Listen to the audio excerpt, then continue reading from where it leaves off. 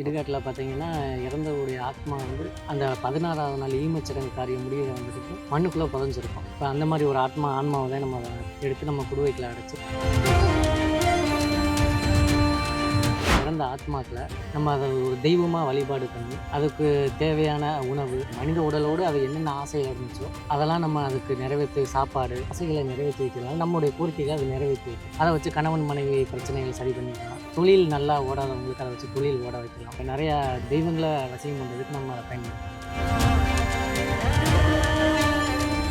குட்டிச்சாத்தான்களை வந்து ஏவி விடுறதுன்னு சொல்லிட்டு ஒரு விஷயம் நம்ம கேள்விப்படுறோம். ஸோ அது எப்படி ஆக்சுவலாக அது நடத்துறீங்க, எப்படி அது ஒர்க் ஆகும்? ரிஃப்ளெக்ட் நேயர் அனைவருக்கும் வணக்கம். நம்ம வந்து பார்த்திங்கன்னா ஆன்மீகம் சம்மந்தப்பட்ட, அமானுஷ்யம் சம்மந்தப்பட்ட நிறைய விஷயங்களை வந்து தொடர்ந்து நம்ம பார்த்துக்கிட்டு இருக்கோம். ஸோ அந்த விதத்தில் வந்து பார்த்திங்கன்னா இன்றைக்கி நம்ம கூட சிவா விஷ்ணு தான் நம்ம கூட இருந்திருக்காரு. வணக்கம். வணக்கம். வணக்கம். ஓகே, நாங்கள் வந்து பார்த்திங்கன்னா நிறைய நபர்கள் வந்து சந்திச்சிருக்கோம். இந்த ஆன்மீகம் சம்மந்தப்பட்டதாக இருக்கட்டும், இந்த அமானுஷ்யம் சம்மந்தப்பட்ட நிறைய விஷயங்கள் வந்து நம்ம சந்தித்து பேசியிருக்கோம். ஸோ அந்த விதத்தில் வந்து பார்த்திங்கன்னா இன்றைக்கி உங்களை சந்தித்ததில் ரொம்ப சந்தோஷமாக இருக்குது. ஸோ உங்ககிட்ட வந்து எனக்கு கேட்குறதுக்கு நிறைய கேள்விகள் இருக்குது. ஸோ அமானுஷ்யம் சம்மந்தப்பட்ட, ஏன்னா இந்த இடமே வந்து பார்த்திங்கன்னா ரொம்ப வித்தியாசமான ஒரு இடம். இதுக்கு முன்னாடி நான் இந்த மாதிரி இடத்துக்கு வந்து வீடியோ பண்ணது கிடையாது. ஸோ எனக்கு வந்து முதல் கேள்வி வந்து அமானுஷ்யம், அதாவது இந்த மாதிரி இடுகாட்டில் வந்து பொதுவாக சொல்கிற விஷயம் வந்து இடுகாட்டில் ஆன்மாக்களோட அம்சம் வந்து அவ்வளோ இருக்காது அப்படின்னு சொல்லுவாங்க. ஸோ அது எந்த அளவுக்கு உண்மை? இல்லை, கண்டிப்பாக இருக்கும். இடுகாட்டில் பார்த்தீங்கன்னா இறந்தவருடைய ஆத்மா வந்து அந்த 16வது நாள் ஈமச்சடங்கு காரியம் முடிகிற வந்துட்டு மண்ணுக்குள்ளே புதைஞ்சிருக்கும். ஓகே. இப்போ அந்த மாதிரி ஒரு ஆன்மாவை தான் நம்ம இப்போ எடுத்து நம்ம குடுவைக்குள்ள அடைச்சி மோகினியாக மாற்றி அதை பொதுமக்கள் வழிபாட்டுக்கு நம்ம எப்படி பயன்படுத்துறது அப்படின்றத பார்க்க போகிறோம். ஸோ நீங்கள் வந்து இப்போ சொல்கிறீங்க வந்து மோகினியாக மாற்றி வந்து நம்ம வந்து அதை வந்து பொதுமக்களுக்கு வந்து நன்மை பயக்கிற அளவா பண்ணலாம் அப்படின்னு சொல்கிறோம். ஸோ எந்த விதத்தில் அதை பண்ண முடியும்? இதனால் வந்து எந்த மாதிரி நன்மைகளை வந்து மக்களுக்கு நம்ம தர முடியும்? இது பார்த்தீங்கன்னா பெரும்பாலும் இந்த மாதிரி இறந்த ஆத்மாக்களை நம்ம அதை ஒரு தெய்வமாக வழிபாடு பண்ணி, அதுக்கு தேவையான உணவு, அதாவது மனித உடலோடு அது என்னென்ன ஆசைகள் இருந்துச்சோ அதெல்லாம் நம்ம அதுக்கு நிறைவேற்றி சாப்பாடு, அதுக்கு பிடிச்ச ட்ரெஸ்ஸு, பூ, இந்த மாதிரி இதெல்லாம் அது கொடுக்கும்போது அதுக்கு பார்த்தீங்கன்னா அதோடைய ஆசைகளை நிறைவேற்றி வைக்கிறதுனால நம்முடைய கோரிக்கைகளை அது நிறைவேற்றி வைக்கும்.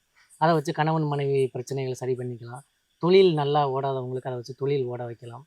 இந்த மாதிரி ஆன்மீக ரீதியாகவும் அதை நமக்கு நிறையா தெய்வங்களை வசியம் பண்ணுறதுக்கு நம்ம அதை பயன்படுத்திக்கலாம். ஆன்மாக்கள் வந்து பார்த்திங்கன்னா பொதுவாக இப்போது இறந்து போகிறவங்க வந்து ஒவ்வொருத்தவங்க ஒவ்வொரு விதமாக இருப்பாங்கன்னு சொல்லுவாங்க. ஸோ வந்து சில பேர் வந்து அவங்களுக்கு மரணம் ஏற்படுறதே வந்து தெரியாது. அவங்களுக்கு திடீர்னு இறந்து போவாங்க. அவங்களுக்கு வந்து தீராத ஆசைகள் இருக்கும். அந்த மாதிரி இருக்கும்போது ஒருத்தங்க மேலே போயிட்டு அவங்க வந்து ஏறுறதும் சரி, அது எதனால் வந்து அது நடக்குது? ஸோ என்ன சொல்ல வராங்கன்றது வந்து நம்ம எப்படி தெரிஞ்சுக்கிறது? இல்லை, அது அவங்க எல்லாருடைய உடம்புலையும் அவங்க இது உடலில் இறங்க முடியாது.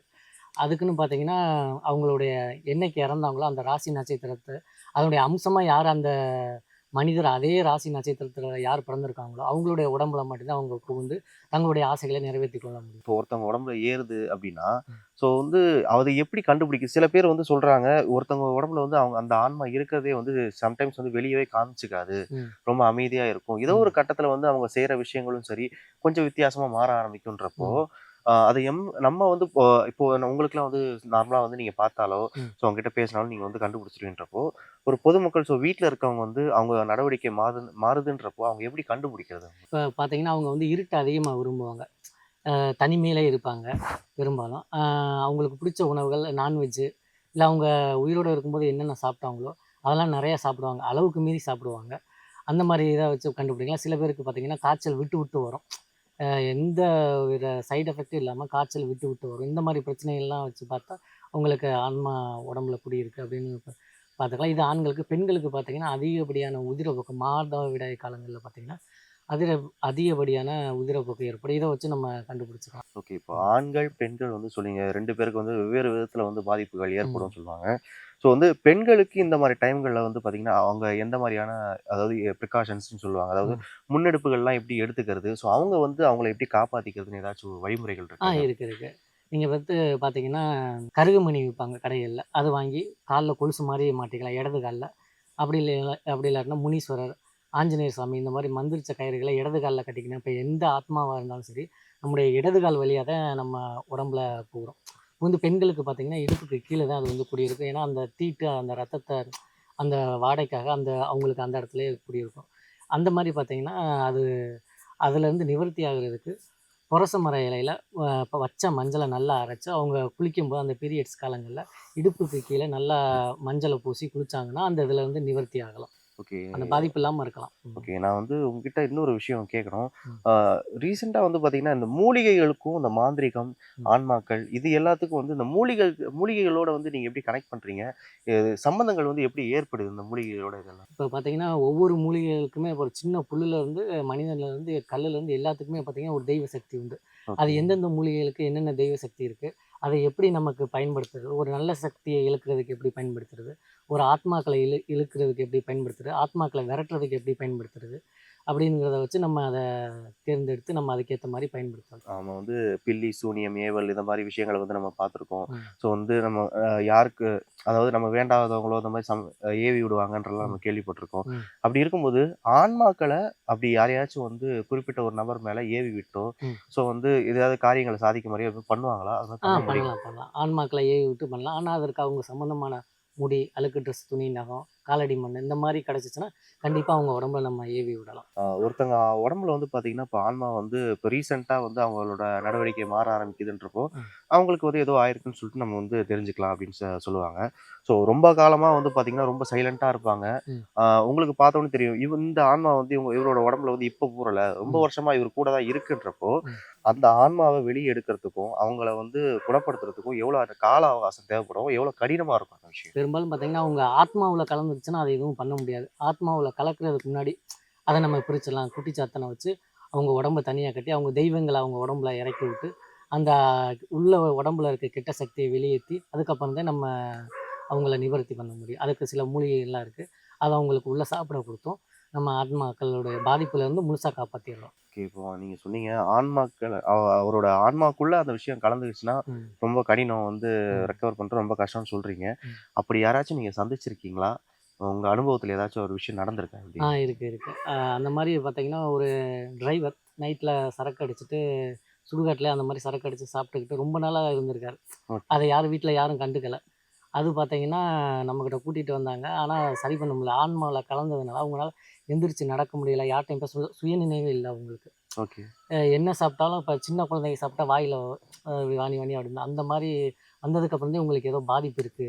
அப்படின்னு நம்மகிட்ட கூட்டிட்டு வர்றாங்க. ஆனா நம்மளால அத சரி பண்ண முடியல. ஏன்னா உள்ள ஃபுல்லா ஆத்மாலாம் கலந்துருச்சு. இப்போ வந்து சில பேர் செய்ற அறியாமையான செயல்கள்ல தான் இந்த மாரி ஆபத்துல ம். போய் மாட்டிக்கிறாங்கன்றப்போ, ம். மக்கள்ட்ட வந்து நீங்க பொதுவா சொல்ற இந்த விஷயங்கள்லாம் வந்து நீங்க அவாய்ட் பண்ணிக்கங்க. இந்த இடத்துக்கு போறது, இந்த ம். டைம்ல இந்த இடத்துக்கு போறது, ம். இந்த மாதிரியான விஷயம் நீங்க சொன்னீங்க வந்து ம். சுடுகாட்ல போயிட்டு மது ம். அருந்துறது இந்த மாரி விஷயம்லாம் வந்து தேவையில்லாத விஷயம்லாம் ஆமா. நடக்குறாங்க. ஸோ இப்படி வந்து சில விஷயங்கள் நீங்க செய்யாதீங்க அப்படின்னா, பொதுமக்களுக்கு நீங்க என்னென்ன விஷயம்லாம் செய்யாதீங்கன்னு சொல்லுவீங்க? முதல்ல பார்த்தீங்கன்னா, பிரேத சாபம். இதனால இப்ப பார்த்தீங்கன்னா, சுடுகாட்ல மலம் கழிக்கிறது, சிறுநீர் கழிக்கிறது, இல்ல இறந்த பிணத்த பார்த்தீங்கன்னா திட்டுறது. அவன் அவ்வளோ கடன வச்சு செத்துட்டு போயிட்டான். அப்படின்னு இறந்ததுக்கு அப்புறம் அவங்கள இழிவா பேசுறது. இல்ல இப்ப ஜாதி, மதம்னு சொல்லி ஈமச்சடங்கு பண்ண விடாம இப்ப நெறைய இடத்துல அந்த மாரி நடக்குது. அந்த மாரிலாம் பண்றதுனால பிரேத சாபம் ஏற்படும் அவங்களுக்கு.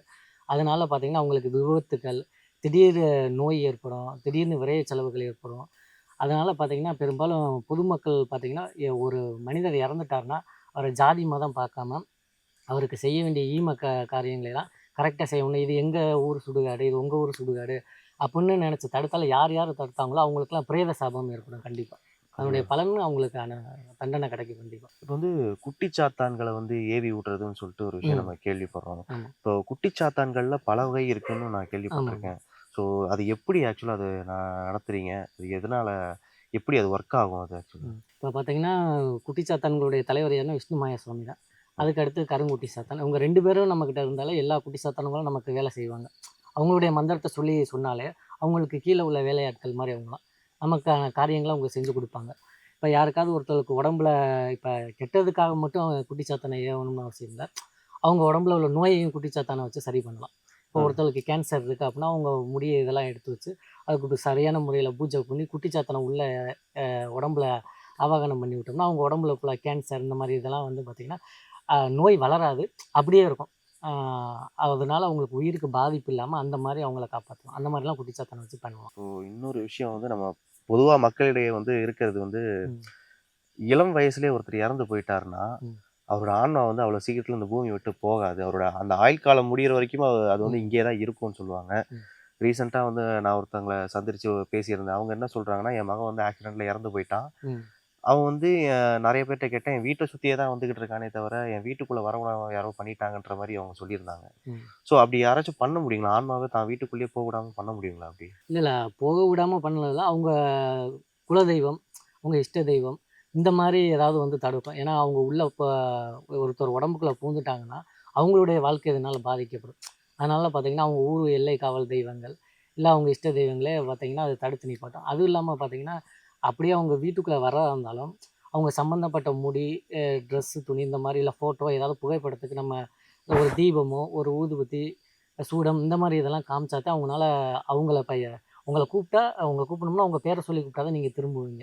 அந்த மாரி அந்த ஆத்மாக்கள் சம்மந்தமா ஏதாவது ஒரு பொருள வச்சு, அவங்களுக்கு நீங்க பூஜை புனஸ்காரங்கள் பண்ணும்போது, அந்த ஆத்மா வீட்டுக்குள்ள வரும். ஏன்னா, அவங்க என்கிட்ட சொன்ன விஷயம் என்னன்னா, ம். அவங்களுக்கோட எண்ணம் பாசம் மகன் பாசம்னு ஒரு விஷயம் இருக்கும். ம், ம், அவங்களுக்கு வந்து தான் பையன் வந்து வீட்டுக்குள்ள வரணுன்ற ஒரு ஆசை இருக்கு அப்படின்னு ம், சொல்லிட்டு அவங்க என்கிட்ட சொல்றாங்க. ம், இது ஆக்சுவலா நல்லதுங்களா? அவங்க அந்த பாசத்தினால எடுக்கிற இந்த முடிவு ம். வந்து நல்லதுன்னு நினைக்கிறீங்களா? இல்ல கெட்டதுன்னு இல்ல, இல்ல. நினைக்கிறீங்களா? அது கண்டிப்பா கெட்டது. ஏன்னா, அவங்களுடைய சுய வாழ்க்கை பாதிக்கப்பட்டுரும் இதனால பார்த்தீங்கன்னா. சம்மந்தப்பட்ட பெற்றோரா இருந்தாலும் சரி, இல்ல அந்த குழந்தைகளா இருந்தாலும் சரி, யார் இறந்திருந்தாலும் சரி, அவங்களுடைய ஆத்மாக்கள் வர்றதுனால, நம்ம உடம்புல இருக்கிறதுனால நமக்கு கண்டிப்பா அதனுடைய பாதிப்பு இருக்கு. ஏன்னா, இப்ப ஒரு பணக்காரர் ஒருத்தர் இறந்து போயிட்டாருன்னு வச்சுக்கங்க. அவர் ஆத்மா நமக்கு உடம்புல பூந்துச்சுன்னு வச்சுங்க.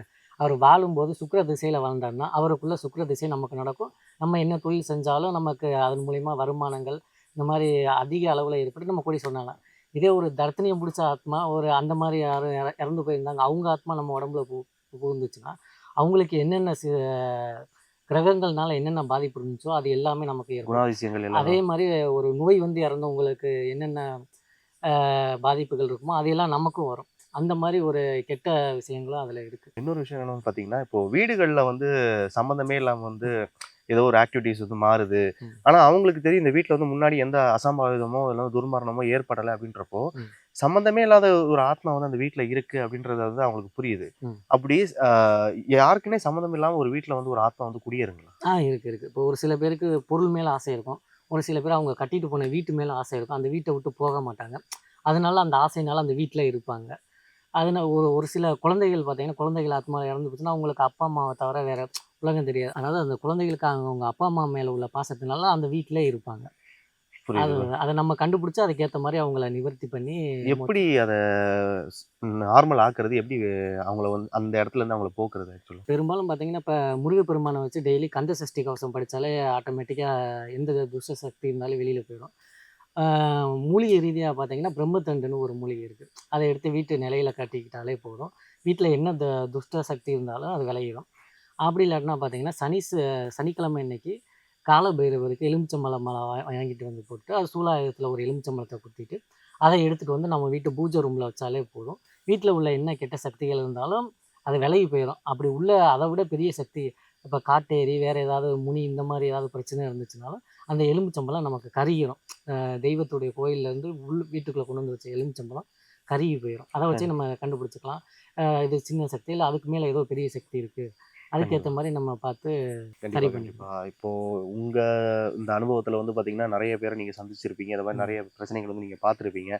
ஸோ உங்களோட அனுபவத்துல நீங்க சந்திச்சதிலேயே, இந்த விஷயம் எனக்கு சரி பண்றதுக்கு ரொம்ப கஷ்டமா இருந்துச்சு. நான் சந்திச்சதிலேயே இந்த விஷயம் வந்து ரொம்ப வித்தியாசமாவும் இருந்துச்சு. எனக்கே ம். புதுசா இருந்துச்சு அப்டின்னா, உங்க அனுபவத்துல ஏதாச்சும் ஒரு விஷயம் அப்டி இருக்குங்களா? கண்டிப்பா. இருக்கு, இருக்கு. பார்த்தீங்கன்னா, ஒரு வீட்ல வந்து ஏற்கனவே ஒரு மந்திரவாதி பூஜை பண்ணிட்டு போயிருந்திருக்காரு. ஓகே. அவர் என்ன தெய்வத்த வச்சு பூஜை பண்ணியிருப்பாருன்னு தெரியல. அந்த மாரி பலி பூஜை இதெல்லாம் பண்ணவும், போலீஸ்காரங்க எல்லாம் போலீஸ்ல கம்ப்ளைண்ட் பண்ணி அந்த வீட்ல இருந்து காலி பண்ணி அனுப்பிச்சுட்டாங்க.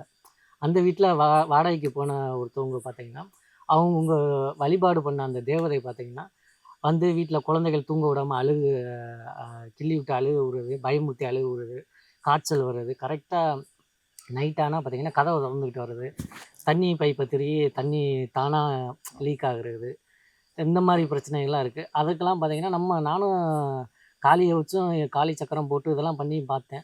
ஆனா எதுவும் சரியாகல. கரெக்ட்டா அந்த அமாவாசை, பௌர்ணமி வீட்ல சாமி கும்பிட்டு கரெக்ட்டா பூஜை ரூம்ல ஊதுபத்தி இதெல்லாம் பத்த வச்சு இது பண்ணாலே, கரெக்ட்டா சாமி ரூமுக்குள்ளே வருது.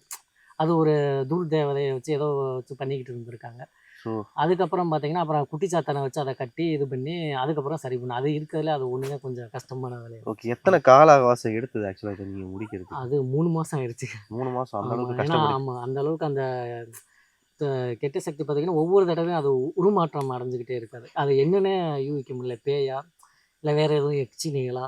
அந்த அளவுக்கு ஒரு சக்தி வாய்ந்த அது ஏதோ ஒரு துஷ்ட ஆத்மாக்கள வச்சு இது பண்ணியிருக்காங்க. புரியுது. ஏன்னா வந்து கன்ஃப்யூஸ் பண்றதுங்கிறது நான் கேள்விப்பட்டுருக்கேன். ம். ஆன்மாக்கள் வந்து இப்ப நம்ம ஒரு விஷயத்த சரி பண்ண போறோம் அப்டின்னா, ம். நம்மள கன்ஃப்யூஸ் பண்ணுங்களா அது ஆக்சுவலா? ஆ கண்டிப்பா. நம்ம நம்ம கவனத்த திசை திருப்பி, அதனுடைய காரியத்த சாதிச்சுக்க தான் அது பாக்குமே தவிர, நமக்கு அது அடங்கி போணும்னு என்னைக்குமே நினைக்காது. நீங்க சொல்லியிருந்தீங்க.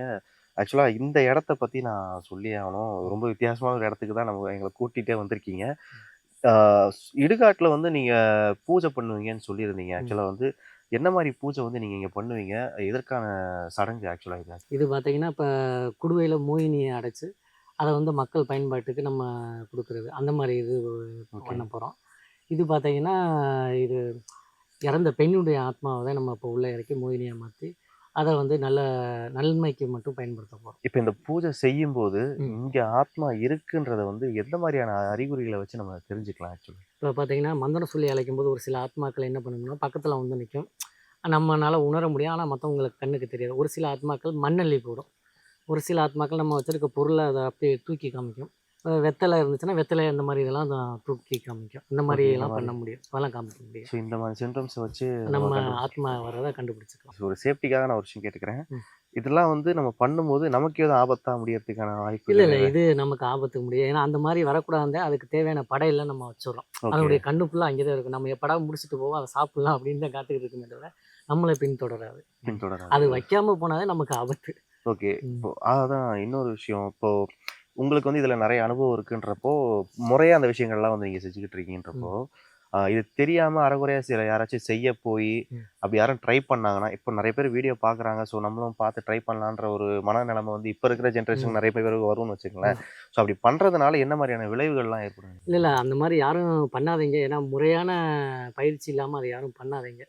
அதனால உடல் ரீதியா நெறைய பாதிப்புகள் ஏற்படும் உங்களுக்கு. இப்போ எங்களுக்காக வந்து இந்த பூஜை நடத்தி காமிக்க முடியுங்களா? கண்டிப்பா. கண்டிப்பா உங்களுக்காக நான் அத செஞ்சு காமிக்கிறேன். கண்டிப்பா. ஸோ எங்களுக்காக வந்து அந்த பூஜைய வந்து செஞ்சு காமிங்க. கொஞ்சம் அப்படி பார்த்து பக்குவமா கண்டிப்பா, கண்டிப்பா. உங்களுக்காக நான் இப்ப அந்த பூஜைய பண்ணி மந்திரங்கள சொல்லி இப்ப அந்த ஆத்மாக்கள அழைக்கிறேன். நேரா வந்து உங்களுக்கு அது வெத்தலைய தூக்கி காமிக்கும்.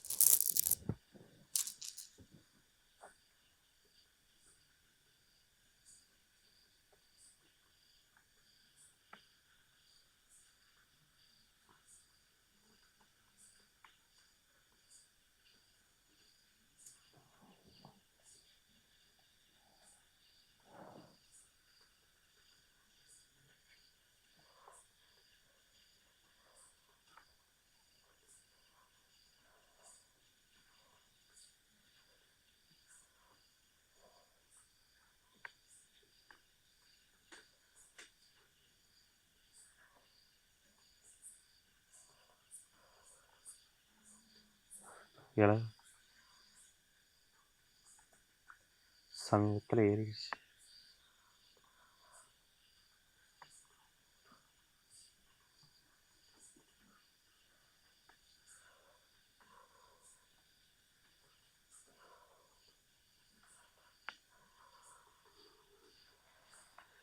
இப்ப பார்த்தீங்கன்னா, வெத்தல இப்ப நீங்க பறந்தத பார்த்துருப்பீங்க.